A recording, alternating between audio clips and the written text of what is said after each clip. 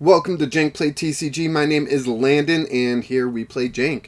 And so today I want to talk about the future of the Pokemon trading card game as it affects both Jank players and non-Jank players. Today I'm going to talk about the Pokemon TCG Scarlet and Violet news that was dropped. And there's some pretty big news. Not only can we see the English scans of Koraidon and Miraidon EX right here in the banner picture, but there's a lot more news going on here than first we see. As we scroll down, the first big change is to the borders of cards. If you can see on this card here, the border of this Charizard is yellow. Now, for us, it's always been like that since base set, the original base set, way back when, red, blue, all that stuff. The borders on Pokemon cards have been yellow. However, we are changing that. It is the new future of the Pokemon TCG to have silver borders. Now, Japan has had silver borders, and a lot of people do think this looks way better. I am not disagreeing with those people.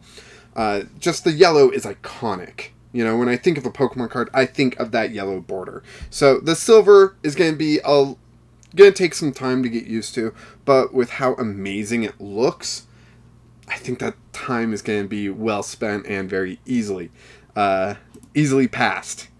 So that is the first main change there. The second main change here is how basic energy is going to be displayed. So currently, basic energy is a lot more simple. Here, I'm going to pull up some basic energy.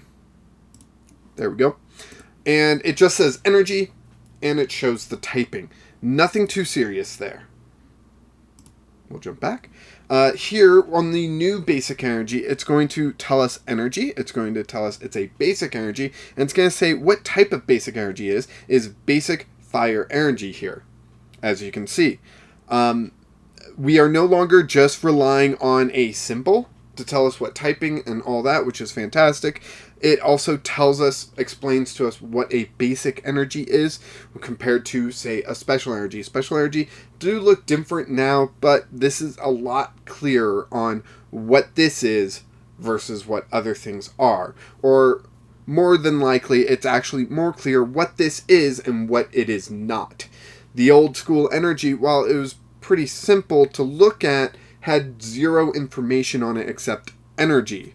It didn't classify basic energy at all. So this new one does, and as a usability standpoint, I think that's a positive change for the cards.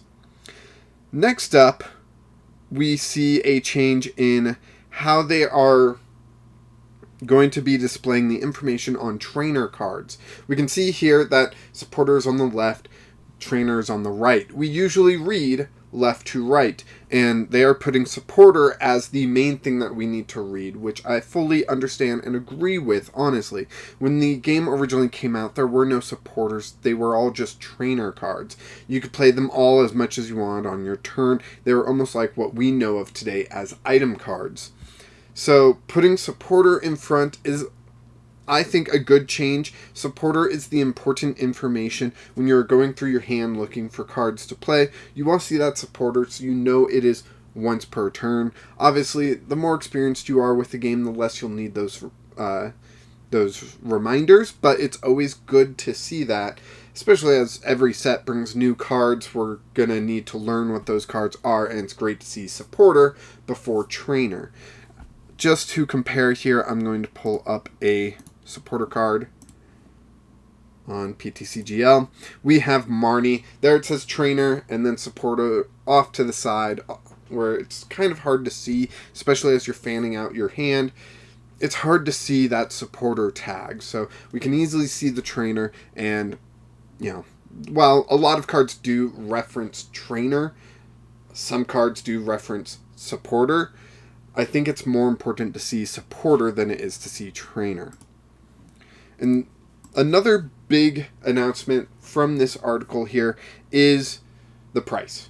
Prices of booster packs are going up. It says right down here, for example, the price of a booster pack will increase from $3.99 to $4.49. 50-cent increase isn't bad, and it's inflation.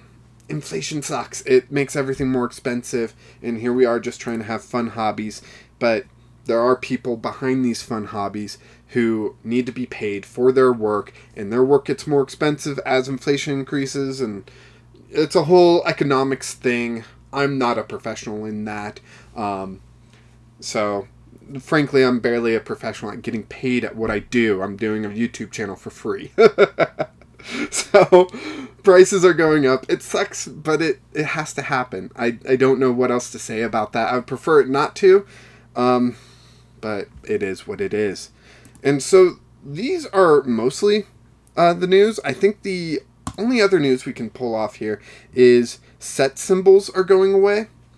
Now they will just say SV1EN for English. So it is the Scarlet Violet 1 set, the first set of Scarlet Violet. So SV1, and then we will have the standard set number and the rarity symbol, and we will still have the code for rotations and whatnot. This is a G card. So yeah, that's pretty much it from this website, from the Pokemon.com website of the news. But there was more news revealed, Japanese sources and everything. I personally like to go to Pokebeach. Pokebeach is a fantastic website, and they compile a lot of Pokemon news, especially from Japan, and show it to us, and that's fantastic. We can see actual cards have been revealed, as well as how they are doing the terrestrializing effect from Scarlet Violet, the video games, in the TCG. So let's go ahead and jump into this Pokebeach article. I'll put a link in the description for sure. Fantastic website, check them out. And these translations are provided by, man, I am going to mispronounce these, Bongaris, and Justin Basil. So they provide the translation so we can actually see what these Pokemon are doing. And why don't we just start off with Smallville? Not Smallville, that's a TV show, Smallville. Basic Pokemon, grass Pokemon with 60 HP, 2 colorless energy, 30 damage, tackle. Nothing to get too excited about. Growlithe, fire Pokemon, 90 HP, basic Pokemon. 1 colorless, Stoke. Search your deck for up to 2 fire energy and attach them to this Pokemon, then shuffle your deck. 3 fire energy, Fire Claws, 70 damage. So Stoke is decent at setup. You are attaching to yourself, which is a little worrisome, because if this 90 HP Pokemon gets KO'd, you lose 3 energy, and you just spent your last attack trying to put energy on here. And currently, most people are doing upwards of 200 damage on their second turn. So, if you go second, you go first, you use this attack, your opponent, their turn 2, gets 200 damage off. That Growlithe ain't surviving. So it's not great unless the game slows down dramatically with rotation, which we should expect before these cards come out. Next up, we have Arcanine EX. Now, EX is the return of an older type of card during a time that I personally did not play, so I don't know a lot about the history of that, but looking forward, we have Arcanine EX, which is a fire Pokemon, HP 280, Stage 1, evolves from Growlithe, so we are returning to the era of evolving into a 2-prize Pokemon, which I really enjoyed from the GX era in Sun and Moon. So we have that come back. I really hope that brings a healthier environment for the meta and a little bit more interesting of an environment. Instead of just playing big basics, we've got these evolutions that can gain advantage in different ways. So here we also have the first terrestrialized Pokemon, and here is the effect. This Pokemon doesn't take any damage from attacks while on the bench. Now, I don't think we have another terrestrialized Pokemon revealed. It doesn't look like it. So, we don't know if this is just the effect that all of these Pokemon will have, or if it's only all of these fire Pokemon, or if it's just Arcanine EX that will have this effect, if everyone else will have a different effect, we don't know yet. So it's hard to really make a call about how good this terrestrialized effect is. I know personally I've been cutting back on Manaphy in a lot of decks, and later on throwing it in because you need it just in case. It's a great tech card. The fact that Growlithe has the ability to block bench damage on itself means I can ease up on Manaphy a little bit more. Separate Pokemon will have its own effect and be able to play that way. Opens up that one space in my deck for another card that could be extremely useful. So first attack here, 2 Fire Energy, Raging Claws, 30 damage. This attack does 10 more damage for each damage counter on this Pokemon. Now, Growlithe, or Arcanine, does have 280 HP. That's a massive amount of HP. That is the equivalent of Lugia V-Star. So we are not expecting Arcanine to be knocked out in one hit. So if Growlithe survives and you're able to get Arcanine out, probably not going down in one hit. 30 plus the amount of damage on Arcanine isn't bad. The only issue is it's going to be a one-off. It's going to be a one-off. Like, you're going to use that attack once. Hopefully it works. Hopefully it gets you the KO you need, because you're not going to have time to do it again. However, we do have, for 3 Fire Energy, which Growlithe perfectly sets up, Bright Flame, 250 damage, discard 2 energy from this Pokemon. Not bad. 250 damage with a Choice Belt gets you up to 280. You are knocking out opposing Arcanine EXs, or as previously mentioned, Lugia V-Stars. So Arcanine EX, not bad. Getting the 3 Fire Energy might be a little difficult. We do have Magma Basin to accelerate 1 Fire Energy per turn. So with the Growlithe that you need out beforehand, it's going to be very interesting. Another interesting fact about this is that it is a stage 1. So I am questioning, I did not look at this beforehand, but how will that work with Zoroark? Stage 1. So let me switch to Zoroark. For a while here, about a year, Zoroark is going to be in the same format as all of these new Stage 1 EXs coming out. It looks like, based off this, not seeing any exceptions, rulings, or anything, Zoroark could swap into these big EXs, which is certainly interesting, and I'm wondering if there are certain fun combinations you can do with that. So, something to keep in mind in the future.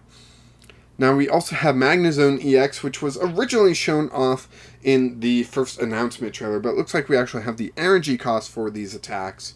So let's go through this. Magnezone EX, Lightning, 330 HP. That is up there with some of the bigger VMAXs. So a stage 2, but we're talking VMAX health and only giving up 2 prizes. That's pretty insane. Stage 2 evolves from Magneton. 1 Lightning Energy Crush, 50 times damage. This attack does 50 damage for each energy attached to all of your opponent's Pokemon. We've seen this attack several times. I'm a big fan of this attack.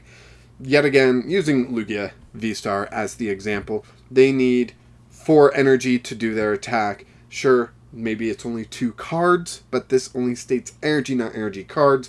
So 4 times 50, you're looking at 200 damage. With weakness, you're KOing Lugia V-Star. Not bad. That's what you want out of a stage 2. If you are taking the time to get a stage 2 out and going, for 1 energy, you can KO Lugia V-Star pretty easily as long as they have all the energy on them. For 2 Lightning Energy, Pulse Launcher, 220 damage. This Pokemon does 30 damage to itself. 220 for 2 energy. Yet again, Lugia V-Star, 4 energy for the same damage, 220. Not bad at all. Getting 2 energy on here will be a little difficult, but, you do have 330 HP, so you're gonna survive most things. Pawmi, Lightning, 50 HP, basic Pokemon. This is kind of the electric mouse of the generation, like the Pikachu, or the Pachirisu, or the Dedenne, or the Togedemaru, or the Morpeko, or so on and so forth. That's what this thing is, I believe.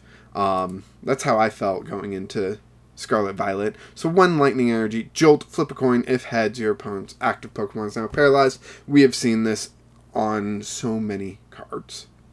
Miraidon EX, lightning, 220 HP, basic Pokemon, ability, tandem unit. Once during your turn, you may search your deck for 2 basic lightning Pokemon, put them onto your bench, then shuffle your deck.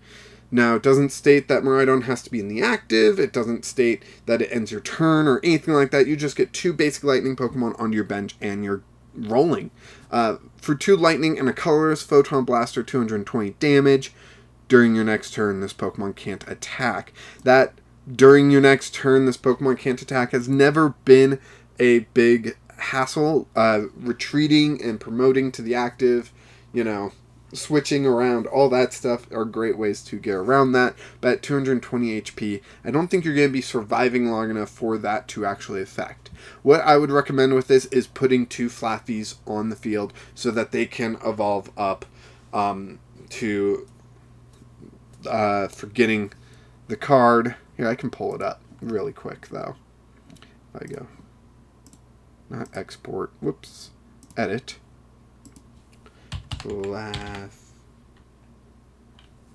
What?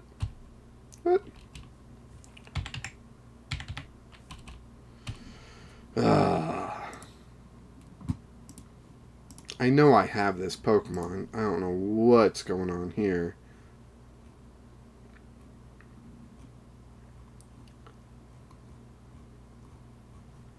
So it's Mareep. There we go. We have Mareep. But we need to find... Yeah.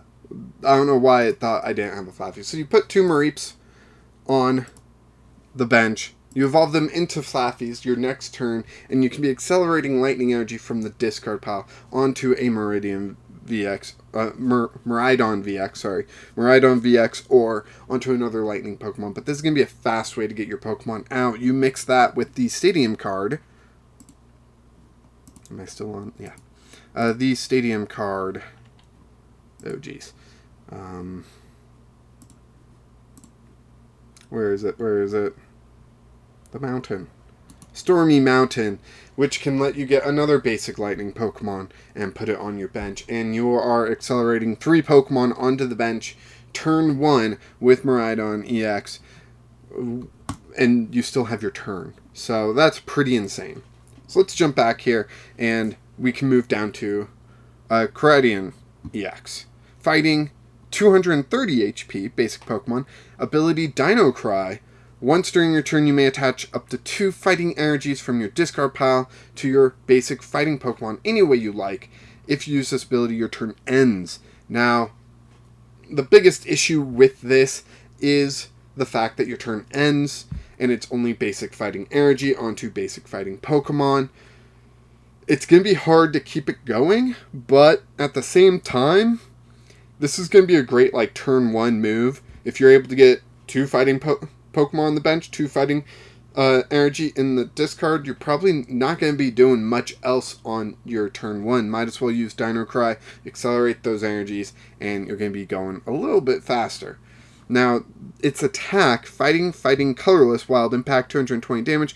During your next turn, this Pokemon can't attack. Very similar to Miraidon's Photon Blaster, so same stuff I said there.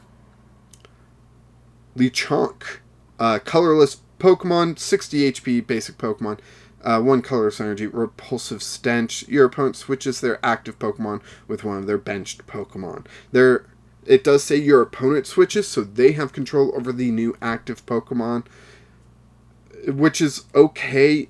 First turn, going second, maybe it disrupts your opponent's strategy, maybe it doesn't. 2 colorless, Stampede, 20 damage. Not going to hit anything for weakness. 20 damage is meh. I would prefer that for a single colorless. Then you'd have a choice between the 2 attacks for 1 energy.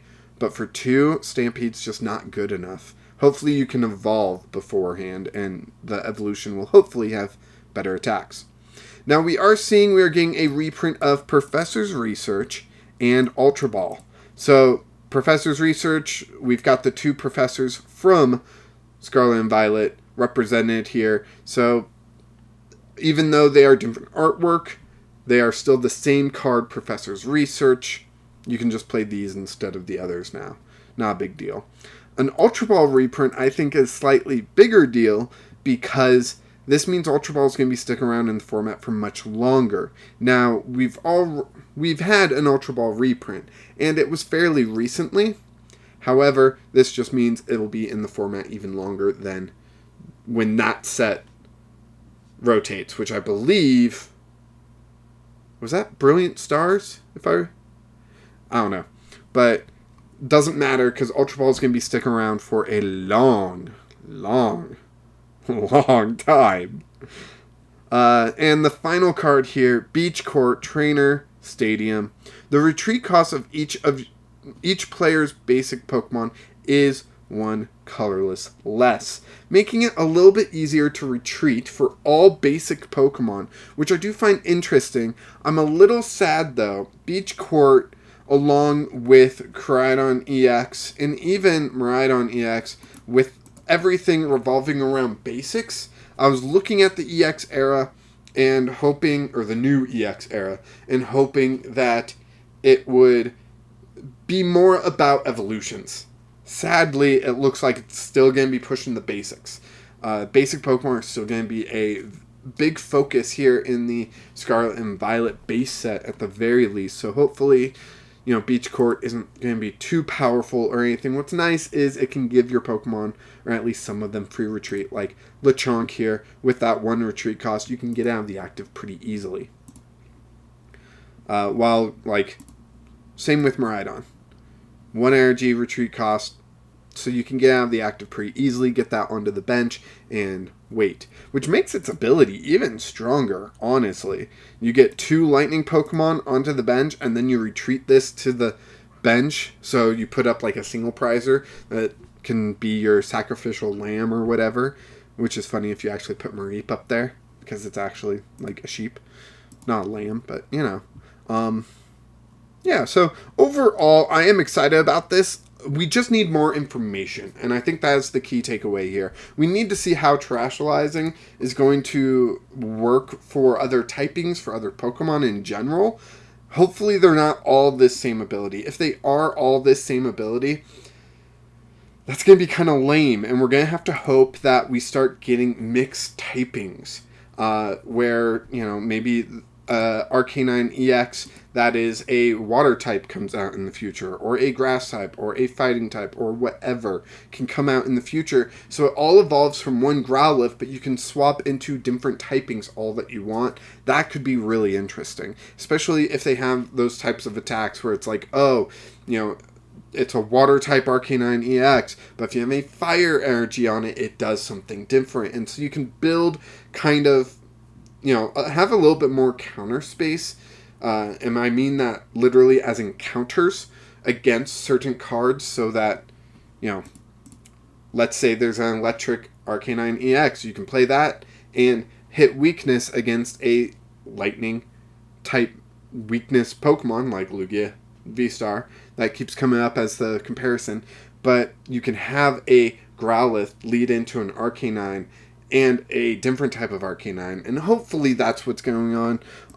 Right now, I am excited for the next main set. I'm sad that it's not coming out until March. It's gonna be a while. We're gonna be in this format a while with Silver Tempest. Already, I'm struggling with my deck building because, like I said before, it's either you're playing Lugia V-Star or you're countering Lugia V-Star. You don't really have a lot of choice in that fact, in my opinion. So, it's going to be an interesting era moving forward. I am looking forward to Scarlet Violet coming out and hopefully shaking up the meta enough. And yeah, that's it for now. Hope you guys enjoyed this little newsy segment. If you do enjoy these types of videos, put a like down below, maybe subscribe, let me know in the comments, all that stuff. And, until next time, keep playing Jank. Bye.